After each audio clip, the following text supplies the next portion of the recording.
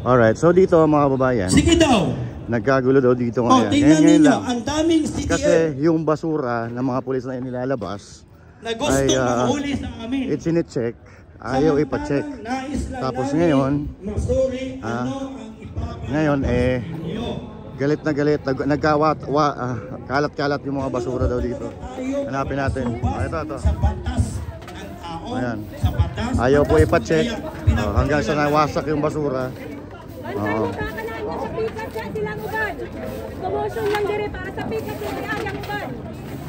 Ito makakaabot ito sa Senado. Ayan po Ipapaabot namin ito. Colonel Batay, nandyan ka sa katedral. Ito ay nilabas sila na basura. Ang gusto lang natin gawin ay i-check ang nasa karton, puro lupa. Nakapaligid yung SAP, ayaw ipacheck yung mga basura na dala-dala nila. Particularly yung mga black na trash bag. At ngayon nung pilit naming buksan ay nagkaroon ng resistance, ayaw nilang ipacheck yung mga trash bags. Meron pa kayong pinuslit doon sa tawag namin. At may mga hindi nga na-check dahil mga magnanakaw kayo. Sapatos ng worker. Nakita yan, may at tinulak na, nagkaroon na ng komosyon. Asan yung mga... may video yan. Marami na silang nailabas. Dahil nung nagkaroon ng komosyon ay diretso na silang lumabas. Colonel Batay, ito ba ang turo mo sa mga SAP? Alright, so baka magtataka kayo bakit kini-check yung mga basura. Ang nangyayari po kasi dito mga kababayan, yung mga black bag, itong mga bag na ito, pinaglalagyan po nila ng mga lupa. Yung mga pangalupa na yon ay nanggagaling doon sa ilalim ng basement, unti-unti nilang inilalabas para para malinis pagdating bukas ng mga senador, malinis doon sa baba. So now, ayan, nagkalat dito. Wait lang dito. So yan, nagkagulo na naman dito. At tinutukan pa daw ng baril, di ko siya naman. At ano natin dito? Kumapal na naman ang tao dito. Kumakapal na naman yung tao dahil nagkaroon ng konting komosyon. At punta natin si Kuya Bobby dito, mga kababayan. Sumusunod na kayo sa instruction, sa batas. Kung ang instruction hindi na tama, dapat kamong mga pulis ang unang tatayo. Batas pa ba yan ng bansa natin?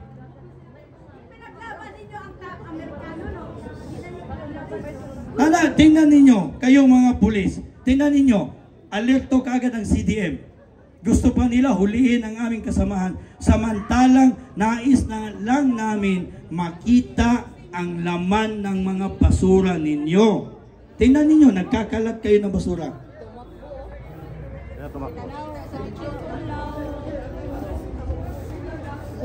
Pati security guard namin, pinagtangkaan nyo pa, i-document yan. So yung pong basura na iba, may laman po ng mga lupa. Okay? So yung lupa po ay Calabarzon, yung pumuyo. Calabarzon. Nakarating kayo sa Davao, uwi na kayo. Kayo mga CDM, alam ko naghihintay lang kayo ng utos. At alam ko lapag din sa inyong kalooban yan. Pero sana naman manindigan kayo kung ang inutos sa iyo tama pa ba?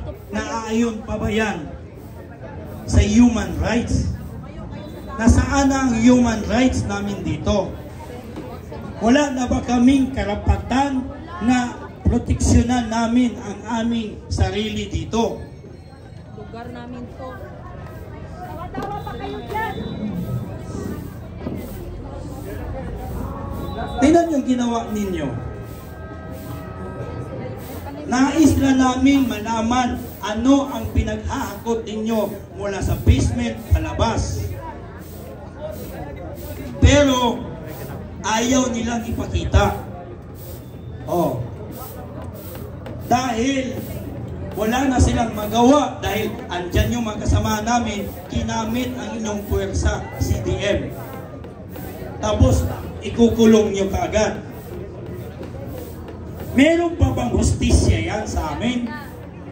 Kayo mga opisyal, meron pa bang hustisya ang pinakita ninyo sa amin.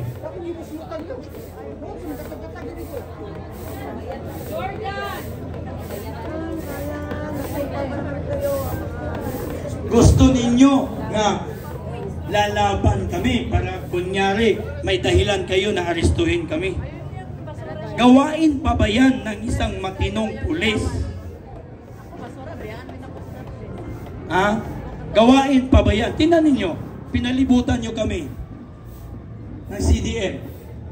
Dahil meron na naman silang ipapalapas na mga buhangin at mga lupa dyan upang hindi makita ng mga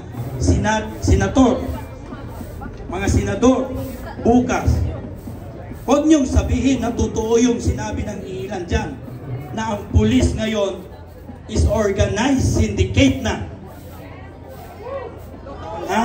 Huwag ninyong sabihin na totoo ang sinabi ng mga ilang Pilipino na ang pulis ng Pilipinas is an organized syndicate. Ginamit kayo. Wala na kaming karapatan. Nais lang namin malaman ano ang pinaglalabas ng mga subtroopers. Oh. Sir, andyan kayo. Oh. Magsalita kayo dito. Kung mali ba itong aking sinasalita.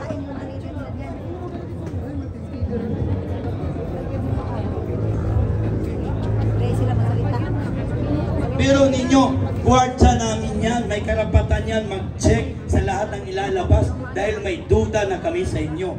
Tapos sinaktan ninyo, gusto nyo pang hulihin. Wala na bang karapatan ang mga gwardya namin? Oh, asa naman ang to serve and to protect?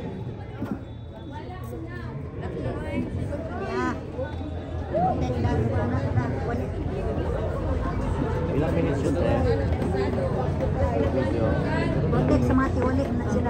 Sino ba yun? Tingnan ninyo ha, ito lang, pinakasimple. Basura man kaya yun. Bakit nung kinapa namin,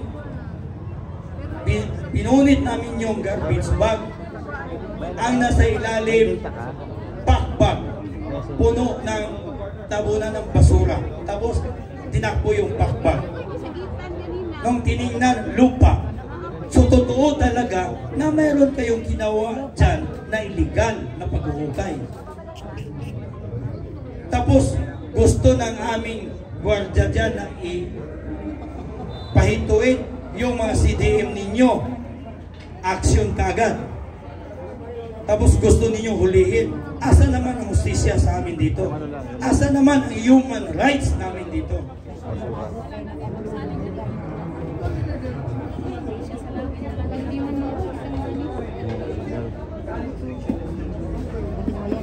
Oh, sino man ang ground commander, punta kayo dito, pasasalitain namin kayo. May mga pangalan mo. Alam ko itong mga CDM na to, wala din silang alam anong nangyari dyan sa baba. May signal ka. Kasi sila mismo hindi pinapapasok. Ito, sige. I-play mo, te. Paki-play. Pinapapasok dyan. Amin lang natin. So, ito po yung video kanina, hindi natin nanabutan. Ito po. Ayan o. Ayan o. Basura po yan. Ayaw nila pa-check yung basura. O, ayan, nagkalat na. O, tingnan nyo, babalik na naman yan sila. Tapos maghahakot na naman sila. So, ito. Ayan po yung mga ano.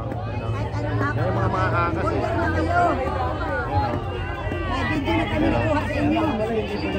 May mga opisyal dito ng mga pulis, sir. Kailan ba kayo? So yan po, yung basura po kasi na inilalabas nila, baka may magtaka kung bakit kasi tinicheck ang basura. Yung basura po kasi nilalabas nila, may mga kasamang lupa at mga buhangin, mga graba na nanggagaling doon sa basement. Yung basement, kiniklear po nila dahil may hukay doon, tinatabunan nila ngayon. So mga sobrang lupa, inilalabas nila pa konti-konti, inilalagay sa basura. So ito po yun. Kanina nagkagulo po dito, ayan o. Nagkagulo. Ayan o. Aarestuin pa yung isang taga KOJC para i-check lang yung kanilang ano laman ng basura. So yan po ha. Ayan. Ganito na po ang nangyayari dito. At huwag kayong mag-alala dahil makakarating po ito sa mga senador bukas. Okay? Oh, ito. Ito, nagkakagulo na naman dito. Oo.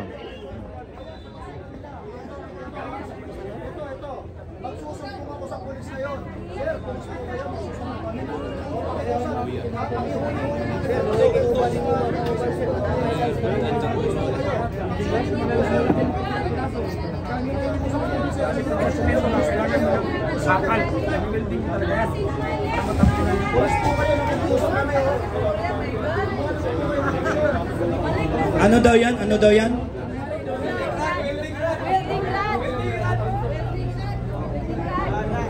Oh, may welding rod.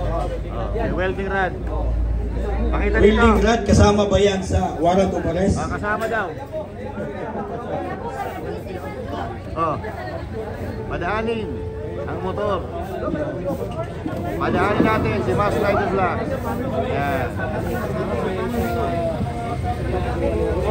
Magandang gabi po sa ating lahat mga kapulisan. Nais ko pong isumite sa mga sector commander ang ebidensyang ito. Sir, pulis po kayo. Nagsusumbong po kami sa inyo. Magbibingi-bingihan po ba kayo? Sir, mamang pulis, nandito po kami, magsusumbong po kami sa inyo. Welding rod po ito. Karapatan po namin magsumbong sa pulis. Wala na bang hustisya ngayon? Nandito ang pulis sa harapan namin. Humihingi kami ng tulong. Hindi kami pinapansin. Ito ba ang pulis ng taong bayan?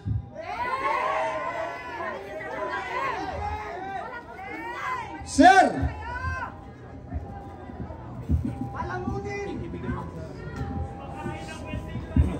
So, mga pulis, alam ko hindi, ayaw din nyo talaga dito sa totoo lang.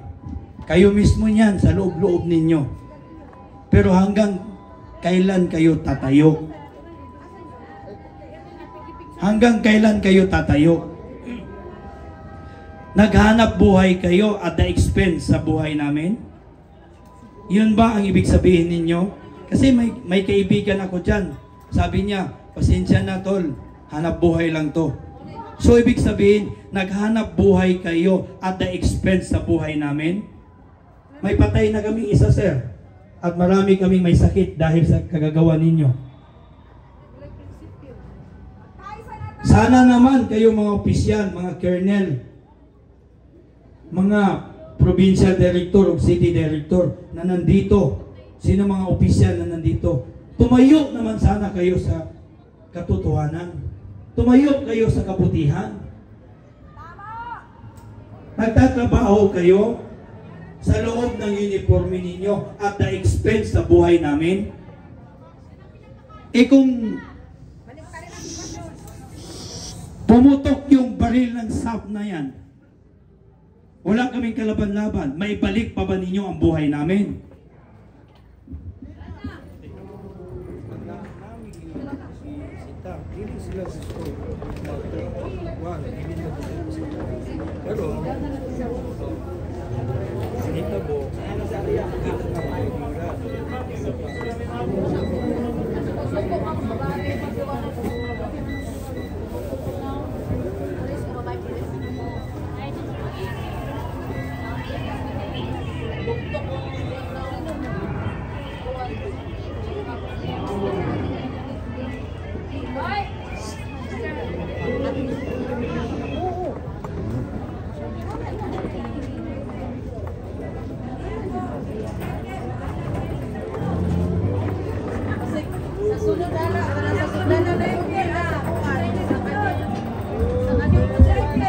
Mga igsoon, mga kapatid, sa KOJC, makinig kayo ha.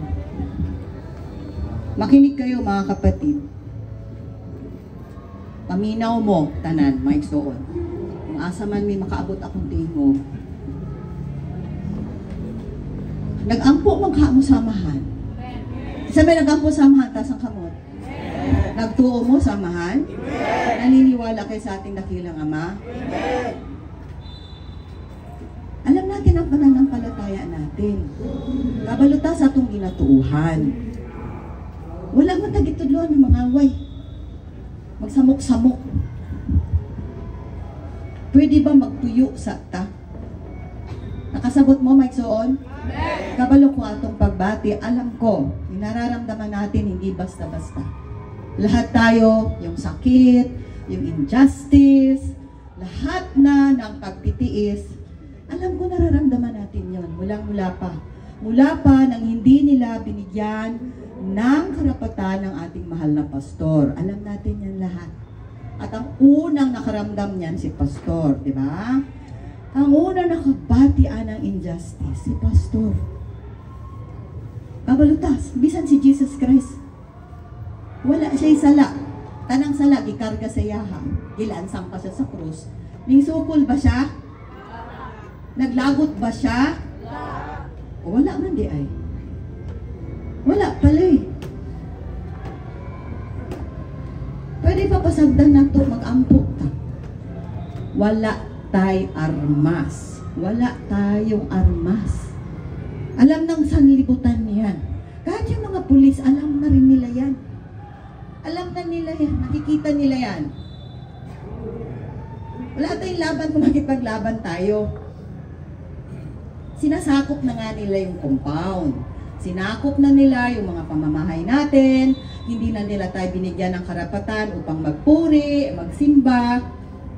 Alam na yan, balik-balik. 13 days na tayong ganito. Alam ko, talagang mahirap. Nahihirapan tayo, walang hindi nahihirapan. Lahat tayo. Lahat tayo, pero dinadalangin na natin sa ating dakilang Ama. Ang Ama nakakaalam. When the Father will say enough, the wind, the rain will stop. The storm will stop. Hindi araw-araw may bagyo. Tandaan nyo yan. 13 days, wala yan ikumpara sa mga suffering ng ating dakilang Ama at ni Pastor. Naunawaan nyo ba yan? May gusto silang ipasok, may welding rod silang ipasok, may semento silang ipasok, may graba silang ipasok, may bomba silang ipasok, ano man ang ipasok nila, alam nyo, nakita lahat yan ng ating Mama sa langit. Amen. O yan naman pala eh. Kahit ano pang paghihinto nyo sa kanila, minsan kung sa kanyang buhaton, kahit ano pa, kahit magbarikada pa kayo, kahit lumaban pa kayo, wala nga. Kasi nga, panahon nila ngayon. Pero hindi lahat ng panahon sa kadiliman. Hindi lahat ng panahon kasamaan. Dahil kahit kailan, hindi nanaig ang kasamaan at kadiliman sa katotohanan at sa kaliwanagan. Manatili tayo sa katotohanan, manatili tayo sa kaliwanagan, manatili tayo sa katarungan. Vengeance is not ours, it's God's. Amen! Tama? Amen! Wala. Ang dalangin natin, araw-araw, every 3 hours, every morning. Naniniwala kayo na didingin ng Ama ang ating mga dalangin? Dinidinig ng Ama ang ating dalangin sa maliliit na bagay hanggang ngayon, buhay pa tayo. Amen? Amen. Pinagpapala tayo. Ayan o, young people, natinag ba ang mga young people? Hindi. Meron ba nakapigil sa atin? Wala. Yun lang, hindi tayo makasimba kasi yung banal na dako na kung saan tayo nagsisimba, saan tayo nagpupuri, saan tayo nagnanalangin, nilak nila. Wala tayong magagawa. Kaya please lang ha, manalangin lang tayo. Tandaan natin ang bili ni Pastor sa atin. Kahit ano ang gawin nila, bisan unsa ilang buhaton, dili lagi ta musukol. Hindi tayo lalaban. Sipain ka man, durugin ka man, hindi tayo lalaban. Naunawaan niyo mga kapatid? Alam ko okay kayo. Si General Torre, tinatanong yung matauhan niya kung okay sila. Ako, kahit hindi ko kayo tanungin, malakas pa rin tayo. Puno pa rin tayo para napalataya. Iba nga tayo kasi alam na natin ang katotohanan. Alam na natin ang kaligtasan. Ano man ang mangyari, alam natin nandiyan ang Ama sa langit. Amen? Na ang Amahan sa langit. Dili ta niya pabayaan. Stand still and see the salvation of our God. Walang kahit tao, hindi tayo maasa sa tao. Ang pananalig natin na sa ating dakilang Ama. Amen? yan ang tinuro sa atin na ating mahal na pastor. Our God will never fail us. Hindi nga tayo pababayaan. So manatili tayong malakas, manatili tayong manampalataya. Andun na tayo. Ang comfort natin, alam natin hindi mananaig ang kasamaan. Kung sino man yung masama, kung sino man yung hahatulan sila ng Ama. Naniniwala kayo that God is a God of justice and judgment. Diba? Ano na lang yung pahayag kay Pastor? It was the bronze cauldron bumaba. Bronze in the Bible means judgment. Kung hindi man dito, alam natin may judgment ang Ama. Ipapasa Diyos natin lahat ito. They've been staying here for 13 days. Magpo 14 days na. 2 weeks na. Palit-palitan. No matter how long it will take, let us always continue to be vigilant. Sige, kung anong gusto na ipasok, ipapasok. Magsemento sila, gagawa sila ng tunnel, gagawa sila ng bunker, gagawa sila ng kung ano-ano. Yun din ang utos ng Ama nila. Oh, di ba? Sino Ama nila? O, yun naman pala. This is now a war between good and evil. This is now a war between God and Satan, Lucifer, the devil. It has gone beyond this physical. Alam natin yung ministry ni Pastor. There is war in heaven, di ba? The kingdom of God is now here on earth. Di ba si Satanas tinapon dito?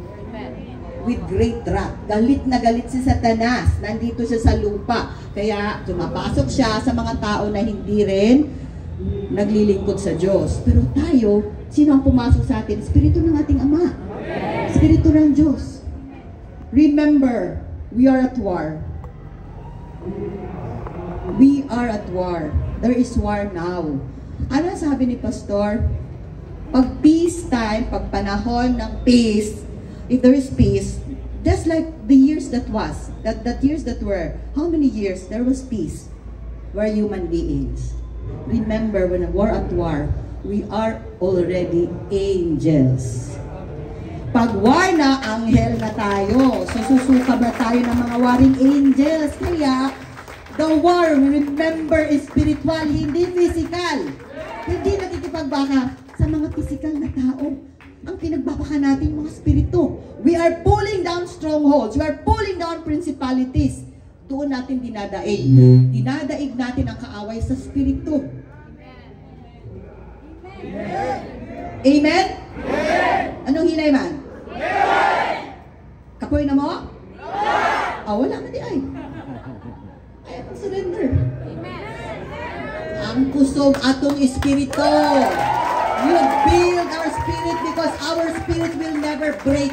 No matter what they do. Over and above the sa bagyo. Pasabot mo, anak? Kapag anak ka ng Diyos, kapag anak ka ng Ama, diba palagi natin sinasabi, we are eagles. Eagle, agila. Ano ang sinasabi sa Isaiah? Book of Isaiah. They that wait upon the Lord shall renew their strength. They shall mount up with wings as eagles. They shall run and not be weary. They shall walk and not faint. Hindi tayo napapagod. Kapag dumarating yung bagyo, katulad nito, malakas ang unos, malakas ang bagyo. Alam niyo ba pag agila ka, you will love the storm. Kapag agila ka, mahal mo yung bagyo. You love sa lahat ng ibon, ang agila lang, ang gusto ng bagyo. Gusto siya pag may bagyo. Bakit? Why does the eagle love it when there is storm? The eagle is patiently waiting. Hinihintay niya. Once the storm will come, the first wind, sasalubungin niya yan. Ilalak niya na yung kanyang pakpak. Once nalak na yan, it will fly above the storm. Magkaroon man ng bagyo dito sa baba, the eagle will always fly high above. Di na siya maningkamot of... It will not flap its wings anymore, but it will glide. That is how strong we are. Agila na tayo. Kaya nga, flight of the eagles is happening. Sons and daughters from the different parts of the Philippines, the different parts of the world are flying here. Agila tayo, tandaan nyo yan. Pag may bagyo, gusto natin yan dahil lilipad tayo sa ibabaw. Sasalubungin natin ang pinakamalakas na bagyo, pinakamalakas na hangin. May lalakas pa ba dito? Maging matibay tayo. Ganon yung eagle. Kaya huwag kayong malawalan ng pananampalataya.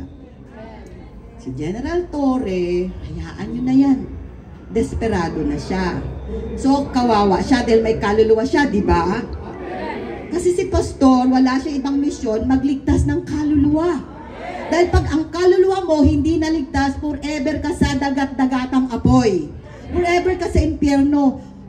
Doon may forever. Ang impyerno may forever. What is eternity according to Pastor? Para malaman ng mga nakikinig, katulad ng sabi ni Sarah, pinadala sila dito para makaunawa sila. Ang eternidad, sabi ni Pastor, kung ang sanlibutan ay napakalaking bola made of steel, bakal, ang buong sanlibutan, gaano man kalaki ang sanlibutan, bakal siya.